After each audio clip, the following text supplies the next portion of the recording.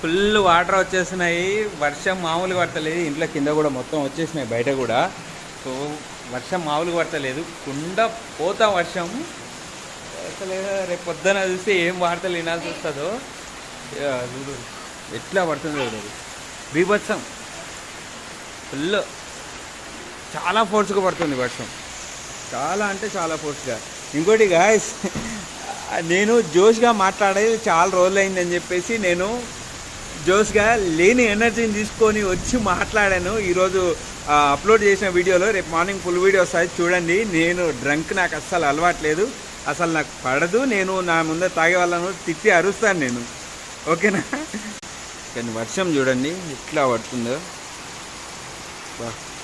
Full.